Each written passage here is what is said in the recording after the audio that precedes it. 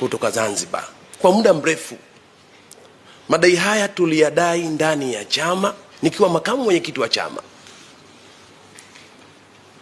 na hatimaye hatukufanikiwa kisawasawa, na tukaona kwa sasa njia mwafaka ni kuyaleta kwenye vyombo vya sheria vya mahakama ambavyo tutategemea tutapata haki.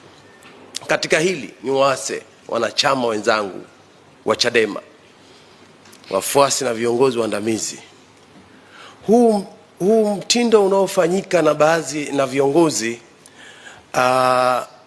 kujaribu kutaka kupinga amri ya mahakama, ni kutaka kufunika madai ya viongozi na wanachama wa Zanzibar juu ya haki ya msingi ambayo tumeipeleka katika mahakama. Kwa hivyo ni wase tuvute subra, tukae tusubiri vyombo vya sheria vichukue mkondo wake, tuone namna gani tunaweza kutoka. Na niwaambie waandishi wa habari, sisi kama viongozi wa Zanzibar hatujatangaza vita na Chadema, kwa sababu Chadema ni chama chetu, tunakipenda, na ndio muda mrefu tumekuwa kimya, kwa sababu kwa kadri tutakavyozungumza sisi tumepeleka dai mahakamani ni kukivua nguo chama, na bado ni chama chetu na tunakipenda, na tunapigania kuona ni namna gani tunapata usawa kati ya Tanzania, Tanganyika na Zanzibar.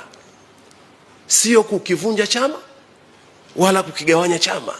Ifahamike hivyo, kwa sababu kuna upotoshaji mkubwa unaoendelea kwamba hawa ni mapandikizi, hawa wametumwa, kuna vitu vingi waheshimiwa waandishi wa habari, muda wake wa kuvizungumza, kwa sababu shauri liko mahakamani haujafika.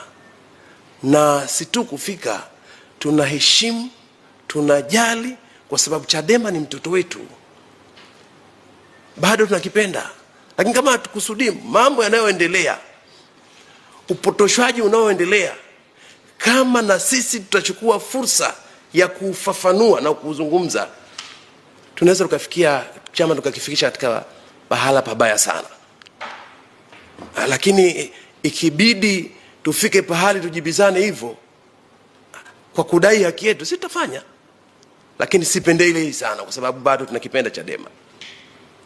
Hivyo mimi sitaki nizungumze mengi na niseme mengi, kwa sababu bado shauri hili liko mahakamani. Leo nimekuja kuona tu kwa wanachama na wapenzi wa Chadema na viongozi na angalau kudhihirishia umma kwamba shauri hili si la kikundi cha watu wachache tu, labda Saidisa na mwenyekiti wajumbe wa bodi ya wadhamini. Hili ni shauri ambalo linaungwa mkono na viongozi waandamizi wa Zanzibar na wanachama wa Zanzibar, toka wengine wako kwenye chama cha Chadema mpaka wengine wamehamia kwenye vyama vingine, wako na dukuduku hili. Kwa hivyo naona kwa sasa niishie hapo. Nakushukuruni sana, asanteni sana. Na